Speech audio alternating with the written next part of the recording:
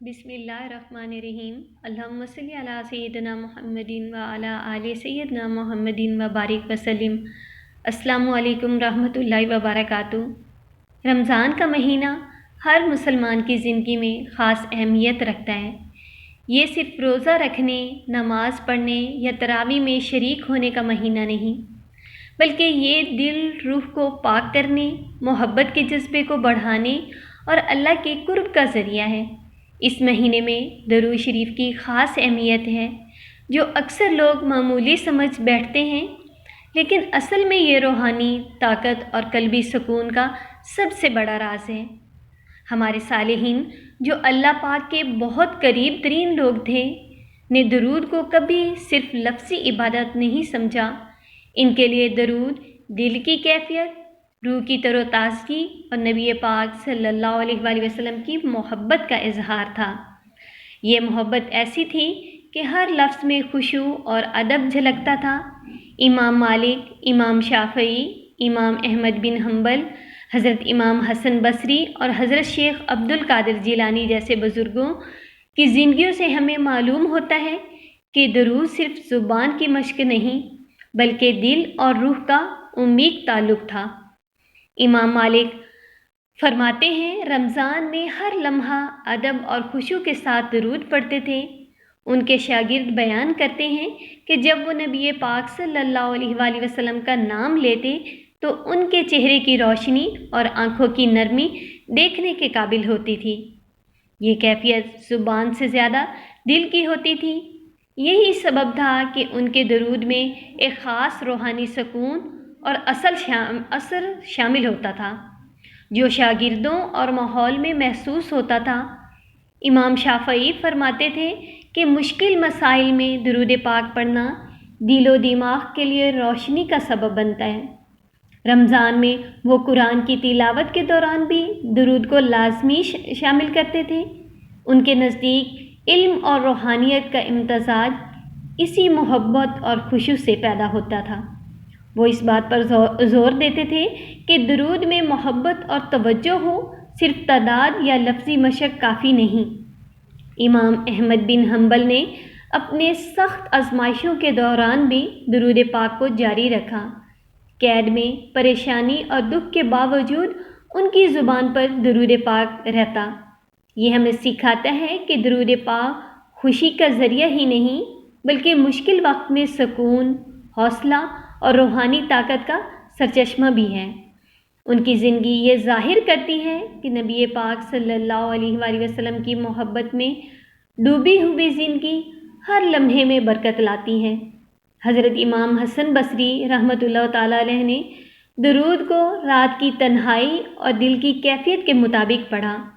آنکھوں میں آنسو، آہستہ آواز اور خشوع کے ساتھ درود کا عمل درود کو نرم کرتا اور روحانی سکون عطا کرتا۔ ان کے نزدیک درود پاک میں کیفیت سب سے اہم تھی، تعداد ثانوی۔ یہ درس ہمیں آج بھی سکھاتا ہے کہ عبادت کی روح میں جذبہ اور محبت لازمی ہے۔ صوفی بزرگ حضرت شیخ عبد القادر جیلانی نے درود کو ہر سانس کے ساتھ جوڑنے کی تلقین کی۔ ان کے نزدیک دل و دماغ کو مسلسل نبی پاک صلی اللہ علیہ وآلہ وسلم کی محبت میں مشغول رکھنا درود پاک کی اصل روحانی طاقت ہے۔ یہ مستقل تعلق صرف لفظی ذکر نہیں، بلکہ دل کی زبان، روح کی محبت اور قرب کی علامت ہے۔ ان کی زندگی سے سبق ملتا ہے کہ درود پاک میں قلبی کیفیت، محبت اور توجہ سب سے بڑی دولت ہے۔ صالحین کے طریقے میں ایک مشترکہ راز بھی چھپا ہوا تھا، ادب، خشوع، خضوع، دل کی توجہ، مشکل وقت میں زیادہ درود پاک اور کیفیت کے ساتھ ذکر۔ یہ راز آج کے مسلمانوں کے لیے بھی روشنی بن سکتا ہے۔ درود پاک صرف ایک عبادت نہیں، بلکہ دل کی نرمی، غصہ اور حسد کی کمی، دعا کی قبولیت اور روحانی سکون کا وسیلہ ہے۔ رمضان میں صالحین کا درود محض زبان کی مشق نہیں تھا، بلکہ ہر لفظ میں محبت، احترام اور تعلق شامل تھا۔ انہوں نے زندگی کے ہر لمحے میں درود کو زندہ رکھا اور اس کے اثرات کو محسوس کیا۔ یہ ہمیں یہ سبق دیتا ہے کہ نبی پاک صلی اللہ علیہ وآلہ وسلم سے محبت صرف لفظی نہیں بلکہ دل اور روح کی حالت ہے۔ آج بھی اگر ہم رمضان میں درود کو اپنی زندگی میں شامل کریں تو نہ صرف دل نرم ہوگا بلکہ روح میں سکون پیدا ہوگا اور دعا میں اثر بڑھ جائے گا۔ صالحین کی زندگی یہ ظاہر کرتی ہے کہ نبی پاک صلی اللہ علیہ وآلہ وسلم پر کثرت سے درود پاک بھیجنا زندگی کو روشنی، سکون اور قرب الہی کا ذریعہ بنتا ہے۔ رمضان کی آخری راتیں سب سے زیادہ نورانی اور روحانی لمحات لے کر آتی ہیں۔ رات کی خاموشی، دل کی دھڑکن اور دل میں چھپی امیدیں، یہ لمحے صرف عبادت کے نہیں بلکہ دل کی مکمل تسکین کے ہیں۔ تصور کریں آپ تنہا ہیں، دل کی گہرائی میں خاموشی ہے اور زبان پر درود شریف رواں دواں ہے۔ ہر لفظ کے ساتھ محبت بڑھ رہی ہے، ہر دعا میں سکون چھپ رہا ہے اور ہر لمحہ نبی پاک صلی اللہ علیہ وآلہ وسلم کی یاد میں قرب پیدا کر رہا ہے۔ صالحین نے یہی راز ہمیں سکھایا۔ ان کے لیے درود محض الفاظ نہیں تھا بلکہ دل کی کیفیت، روح کی طاقت اور نبی پاک صلی اللہ علیہ وآلہ وسلم سے تعلق کا عملی اظہار تھا۔